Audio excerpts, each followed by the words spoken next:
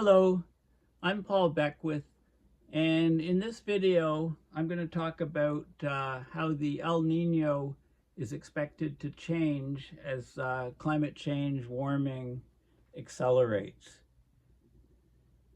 So before I get to that, I just want to introduce you to Sally. This is Sally. It was about a week ago that I lost Shackleton. So, it's good to have a spare, right? A replacement? No, I'm just kidding. This is, Sally's 14. We got Sally about a year after Shackleton, but she's a bit quieter. She's not very video savvy, so, but, I need, I need to either have Newton up on my lap. Newton's not happy. He's very, very jealous of me showing any attention to the other animals. So Newton, yeah, I know. Okay, so Sally's run off, her moment of fame. She's pretty shy. She's not used to being in the limelight. Okay, so a new peer-reviewed paper came out recently. It's called Future Increase in Extreme El Nino Supported by Past Glacial Changes. So that paper is going to be the focus of this video. I'm just changing my setup a little bit so I can get the mic close to my mouth. Okay, so there we are. Okay, just made the adjustments. Okay, so first of all, the El Nino, of course, the El Nino Southern Oscillation, or ENSO for short. It's a global climate phenomena. It emerges from variations in winds and sea surface temperatures over the tropical Pacific Ocean. Okay, there's an irregular pattern, but it somewhat seems to be cyclical. But the occurrence of the ENSO is not really that predictable. It affects the climate of much of the tropics and subtropics, and has telecommunications to cause effects in higher latitude parts of the world.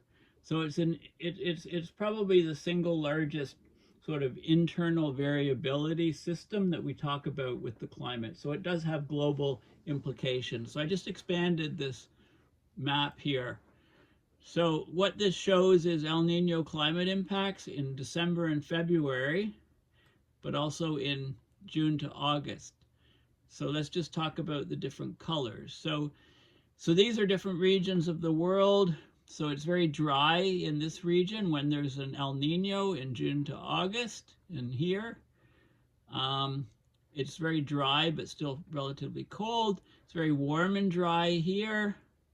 It's very warm in this region, South America. And it's very wet in this part of the ocean. And it's cool and dry over in this region. Okay, now we can go back to December to February when it's most noticeable. And this is from the El Nino, again, the warming phase of the ocean. So it's very, very warm in the ocean here, the equatorial Pacific Ocean. So this is warm and wet in this region. And over here, it's very dry in this region here, because the warm water has shifted across the ocean. And what that means is it makes it very warm in these regions here, okay? And it's also very wet in these regions here.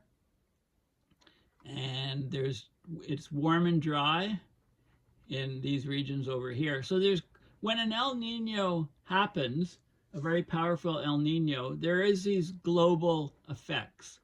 Okay, so that's the first key thing. And there's a lot more information given here about, it talks about the Walker circulation and the Bjerknes effect. Okay, I might be mispronouncing that. A key mechanism of ENSO is the Bjerknes feedback. Okay, so the atmospheric changes, okay, they alter the sea surface temperature, and the sea surface temperature changes and that alters the winds in a positive feedback. So weaker easterly trade winds, these are trade winds from the east. They flow from the east to the west, near the equator. So weaker easterly trade winds, they result in a surge of warm surface waters from the West Pacific to the East Pacific, and that causes reduced ocean upwelling on the equator. This leads to warmer sea surface temperatures called the El Niño, a weaker Walker circulation. The Walker circulation is an east to west overturning circulation in the atmosphere. So even weaker trade winds result, and the effect self-reinforces. Okay, so those are the key points. So this is Jacob Bjerknes, who was a meteorologist, got a doctorate from the University of Oslo. He was the son of a meteorologist. He moved to the US and he studied the life cycle of mid-latitude cyclones, introduced the idea of weather fronts, cold fronts, warm fronts, and did a lot of work and was the first one to identify some of these triggers for the El Niño. In 1969, he helped towards an understanding of El Niño Southern Oscillation. He suggested that an anomalously warm spot in the Eastern Pacific could weaken the east-west temperature difference, disrupts the trade winds, and that pushes warm water to the west. So the result was increasingly warm water towards the east, he says. Okay, it's because the trade winds weaken. And so this is the Walker circulation. This is a circulation pattern from at the surface. It's the trade winds. It generates the trade winds flowing from the east to the west, and then the air rises over here, warm, wet, low pressure. The air rises and it circulates back down in this circulation, and that affects the winds push the water at the surface, the heated water over here, so the warm water accumulates in the West Pacific, and then when these trade winds, the Walker circulation weakens, and that water, like in a bathtub, it sloshes over to the far east off of South America. Okay, so the Walker circulation, also known as the Walker cell, it's a model of the airflow in the tropics in the lower atmosphere, okay, the troposphere. So it's zonal flow, it's not meridional. And it ties in with the meridional flow, the Hadley circulation. So it's basically the Walker circulation is associated with a pressure gradient force. You have a high pressure system over the Eastern Pacific, low pressure over Indonesia, so you get this flow. Where the low pressure at the surface is because the air is convectively rising, and then the air descends here, giving you the high pressure system. Okay, so changes in the Walker circulation occur in conjunction with changes in the surface temperature, sea surface temperature, and when the Walker circulation changes, you basically get the ENSO changing and developing. Okay, so let's have a look. Let's have a look at the paper that was just published. Okay, so this is a key paper. So what it's doing is it's saying that we can expect more powerful El Niños as climate change proceeds, as global warming proceeds. And what they've done is they looked at a paleo study back to the last glacial maximum 21,000 years ago. It was a lot cooler. The ocean properties were different, and El Niños were way, way weaker. So as the world continues to warm, we can expect the El Niños to get stronger and stronger and stronger. So that's the key point of this paper. And it was published online September 25th, 2024. It's open source. Okay, so anybody can access it. So let's go over this paper. So the El Niño events. El Niño is the warm phase of the ENSO, the El Niño Southern Oscillation phenomena. And it basically amplifies climate variability throughout the entire world. And I showed you the initial maps right here. Right, so it causes variability. It has global reaching effects. Now, uncertain climate model predictions limit our ability to assess whether these climatic events, this variability, could become more extreme under anthropogenic greenhouse warming. So what they did is very clever. They looked at the paleoclimate records, which provided estimates of past changes, and they saw what the world was like during the last glacial maximum in terms of the ENSO cycles, the El Nino and La Nina. They uncovered a mechanism using numerical simulations and models that drive consistent changes in response to past and future forcings. So they validated the model that they use against the paleoclimate data. And what they found is that it's consistent with the dynamics of present-day observed extreme El Nino events, which develop when the Western Pacific warm pool waters, all the warm water that's collected in the Western Pacific, expands rapidly eastward because of strong coupled ocean currents and winds. So the trade winds decrease in strength and the water sloshes over to the east, where it meets South America and causes this massive El Nino effect. So these interactions weaken under glacial conditions because of a deeper mixed layer driven by a stronger Walker circulation. Okay, so during when the Earth is very cold, like during the last glacial maximum, there's a deeper mixed layer of water in the Pacific because the Walker circulation is stronger. So the trade winds are stronger, so more water is pushed to the west, more warm water. So that makes the mixed layer deeper and deeper and deeper in the ocean. So there's therefore a decrease in the ENSO variability and a decrease in extreme El Ninos occurring during the colder periods. The opposite happens during the warmer periods. So global warming is causing a big increase in the ENSO variability and a big increase in the strength of powerful El Ninos. So they used tropical Pacific paleoceanographic records using forams or foraminifera in the fossil record on the sea sediments in those regions, and that showed a reduced glacial temperature variability within the key ENSO-sensitive ocean regions, including new data from the central equatorial Pacific. Okay, so basically there was, as warming has occurred, there is basically a decrease of the Walker circulation, weaker Walker circulation, weaker trade winds.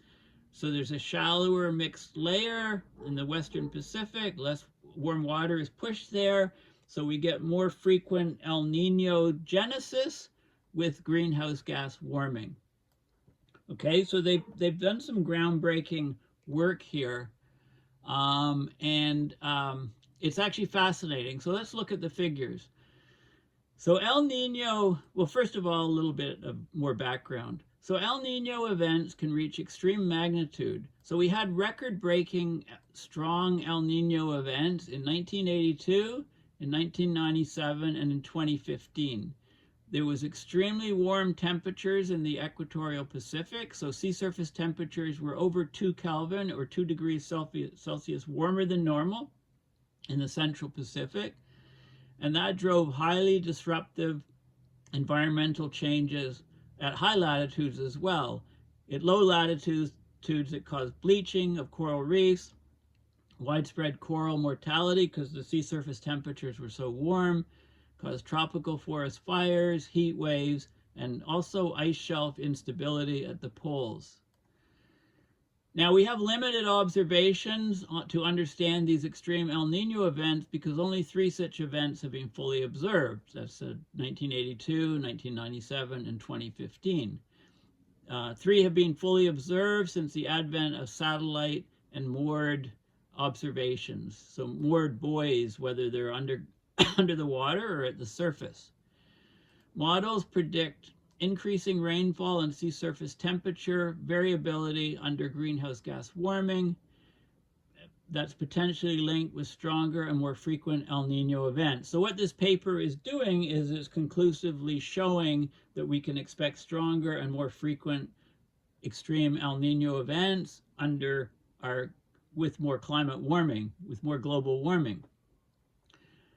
So what they did is they looked at the variability of the ENSO back in time, and they looked at the paleo records of what the Pacific Ocean temperatures were over time, going back 21,000 years. And so it's fascinating. They did climate model simulations of key intervals spanning the past 21,000 years before present. This is a period in the history of the Earth when global climate experienced substantial changes. They looked at mechanisms causing the El Nino. They looked at past and future changes in the ENSO. And they looked at scenarios where we would double or quadruple the CO2 concentration. So they used a community Earth system model to do this. And this model realistically simulates the key ENSO dynamics, including the asymmetric event evolution and drivers of El Nino. So basically, there's certain mechanisms that trigger an El Nino, like changes in the winds, the trade winds, the Walker circulation, the Bjerknes feedback effects. So then you trigger an El Nino and it starts to build up. There's feedbacks which start to make it more and more powerful. Then after an El Nino occurs, shortly after an El Nino, there's almost invariably a cooling, an overshoot to a cooling. The La Niña is basically a cooling overshoot to the El Nino, which follows, and then the system goes quiet again until the next El Nino is triggered. Okay, so there's a lot of interesting discoveries here on the ENSO. So this is a key a key figure. So this shows the ENSO variability in degrees Kelvin. Okay, so the warming of the the Pacific Ocean and the central Pacific Ocean. This is 21,000 years ago, the last glacial maximum. So there were El Niños, but they were weak. The warming was about a degree Kelvin or so. 18,000 years ago, they were even weaker, the ENSO. Okay, it was 0.8 degrees. And 15,000 years ago, we had the weakest El Niños. And this is according to the FORAM data over the Pacific. And then the El Nino, as the planet continued to warm, the El Nino increased in strength. Here's present day, the present interval here, and this is what we can expect with the doubling of CO2 and a quadrupling of CO2, it's even higher. So the El Nino variability is getting higher and higher temperatures, sea surface temperatures, as the planet warms during El Nino effects. So the El Nino effects around the planet get magnified more and more. They look at, this is a region of the Central Pacific, sea surface temperature anomaly, November to January, for various El Ninos. This is frequency of occurrence of the El Nino and the temperatures, so 0.5, 0.6 degrees. Of course, we've had a couple super El Ninos where we've reached 2 Kelvin, higher than normal. This is the LGM, and this is the present interval here. Okay, and you can look at the ENSO variability. You can go from 21,000 years ago. This is 21,000 years ago, very weak El Nino. Got even weaker at 18,000 years ago. And then even weakest, set the record minimum strength, 15,000 years ago. And there's probably meltwater effects of fresh water effects as the ice is melting, affecting things. And then it started to rise 9,000 years ago, 6,000 years ago, 3,000 years ago. Present day, this is the typical strength of the ENSO variability, and this is a doubling of CO2. It's going to be much higher. Of course, we have had the 3 ENSO events, super ENSO events, like in 1982, in 1997, and 2015. Okay, so this is key information showing that yes, with anthropogenic warming, with global climate change, we can expect the El Niños to get more and more and more powerful, and or the frequency of the strong El Niños to increase more and more. Okay, so they reconstructed the last glacial maximum, the ENSO variability. There's details here using what they call the IFA data, which is the individual foraminiferal analysis, IFA technique. So with that technique, they can estimate the past interannual ocean temperatures and thus the ENSO variability using these forams in the sediments on the ocean floor under those regions. And this is the change in temperature variability. This is 21,000 years ago temperatures minus present day temperatures. So it's negative, right? Because 21,000 years ago, we had much weaker El Niños. So these are El Niños 21,000 years ago.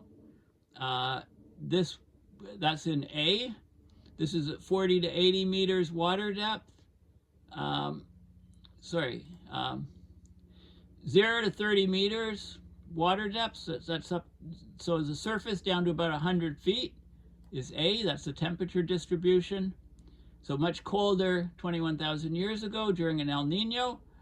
This is 40 to 80 meters in B. And this is 100 to 150 meters, or about 330 to about 500 feet depth. Okay, so the El Niños were a lot weaker in the past than they are present day. And with global warming, an acceleration of warming, we can only expect that the El Niños are going to get much, much stronger. Okay, so they talk about the Bjerknes feedback and causing the extreme ENSOs variability. So the growth of El Niño events is driven by the Bjerknes feedback. It's a positive feedback loop between the sea surface temperatures, the winds, and the ocean currents in the equatorial Pacific. So unlike La Niña events, which are triggered by a preceding El Niño, so La Niña events only happen because of a preceding El Niño. The El Niño events are initiated when random, stochastic, or noisy fluctuations in the trade winds from east to west weaken the equatorial currents that normally keep the warm waters confined. So the trade winds push the water moving from east to west, from right to left, push the warm water to the left, it all pools, so the warm waters are confined to the western Pacific. So as the equatorial currents weaken, because the Walker circulation weakens, the wind pushing the water over weakens, the warm water pool expands eastward, shifting atmospheric convection to the central Pacific. These responses weaken the trade winds, right, weakens the Walker circulation, so it reinforces the initial response triggered by noise or stochastic wind variability. So this mechanism dominates the growth of the simulated extreme El Niño events in agreement with observational studies. The variations in the depth of the thermocline, the temperatures in the water as you go down into deeper and deeper water, the mechanism underlying conceptual models of ENSO, and this is all captured in the model. So the strength of the Bjerknes feedback is correlated with the fraction of ENSO events that reach extreme amplitude. And again, extreme ENSO events or El Niño events are the water temperature is over 2 degrees Celsius, 2 Kelvin warmer in the central Pacific. Warmer climates show the strongest growth rate of simulated SST anomalies in the central Pacific, particularly during the boreal summer when the El Niño events develop. Okay, so during glacial conditions, the ENSOs were much, much less variable. The El Niño was much, much weaker, and the related La Niña following the El Niño was also weaker. Okay, so there's some statistics done, bar charts and frequency distributions and changes, and it all corroborates what the beginning of the paper was saying. So past and future ENSO feedbacks. So the strength of the Bjerknes feedback is the main control knob of ENSO variability. Other positive and negative feedbacks involved in ENSO have a lesser influence. Okay, so we can look at this. So this is one of the key things. This is this Bjerknes feedback strength, which triggers the El Nino, or the warming phase, the sloshing of warm water from West Pacific to East Pacific.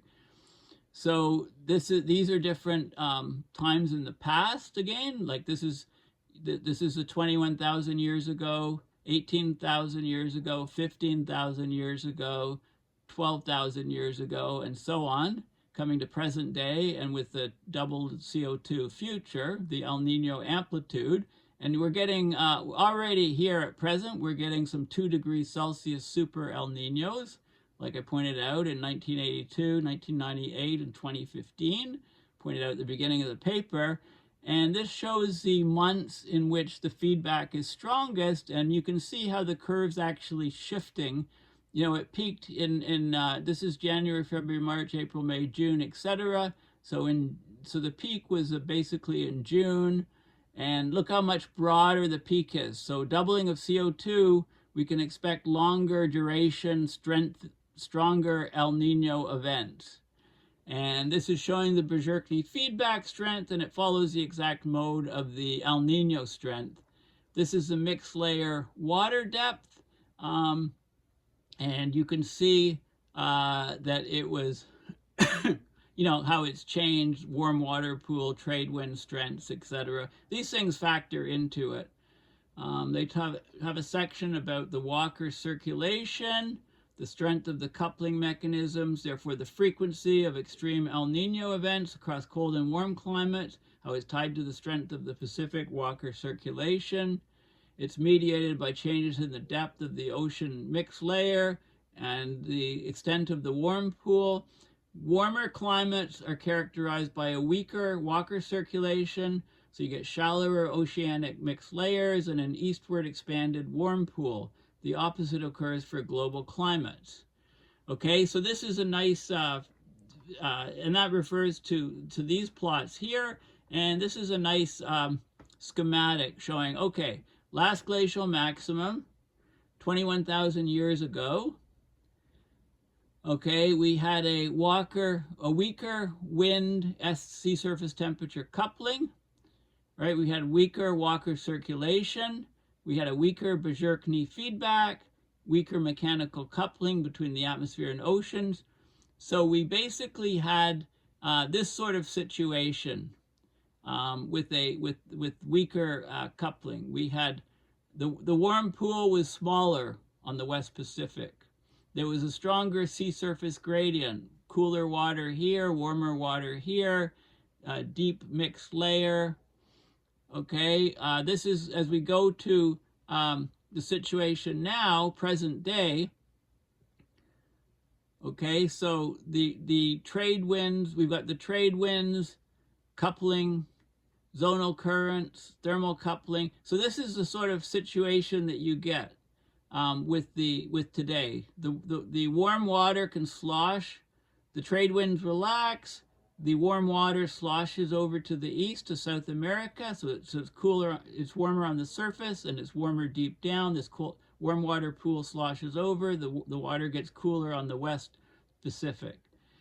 What happens with future warming, you get stronger Bjerknes feedback, stronger couplings between the wind and the ocean, and you get the expanded warm pool from the West Pacific can actually slosh right across the ocean and come to South America, get a shallower mixed layer, shallower thermoclines, and you get a very, very powerful El Nino occurring. Okay, so as we move forward with global warming, you can expect much, much more powerful, longer duration El Ninos according to this research. So it's actually quite a fascinating study. So this is a new method to analyze El Ninos. Our novel prediction verification uses paleoceanographic data, and that provides firm constraints on model projections of increasing ENSO variability in a warmer climate.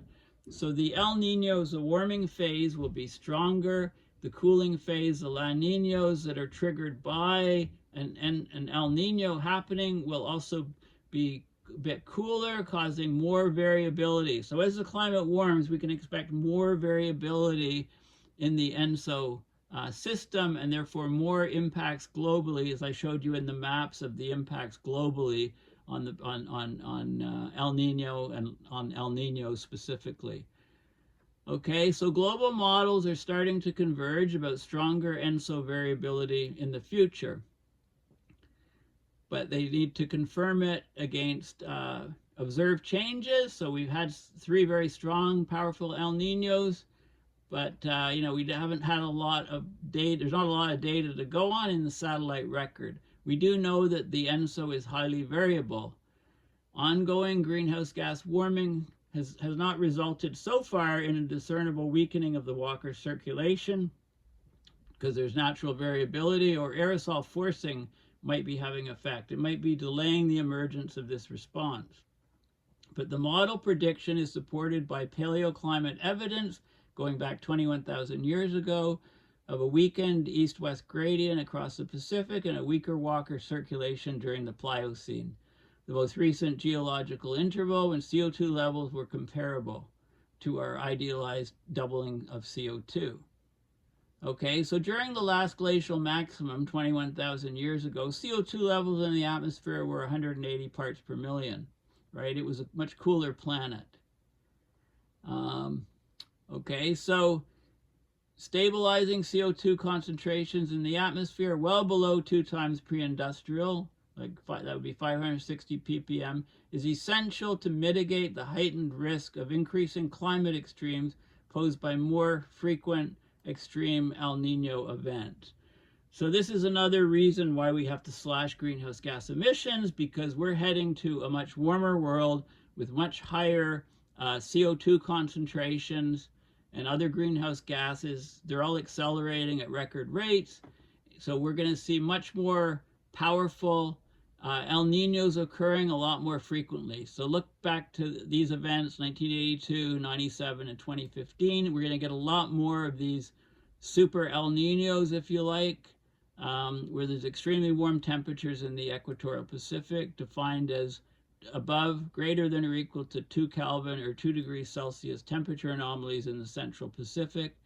So this causes highly disruptive changes, and I'll just go back and show you this again, right? So this is the climate impacts. You know, it affects not just the equatorial regions, but it affects high latitudes and vast parts of the planet. You know, it's the biggest source of internal climate variability in the system, and the variability is going to increase with global warming, according to this most recent extensive study on that topic.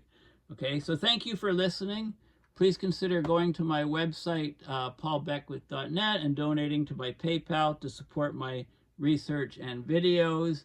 And I've got some other projects on the go, climate risk assessments, etc. But once I get through those, and I need to figure out my laptop situation and get a new iPhone, please consider donating to support me in upgrading some tech for this channel.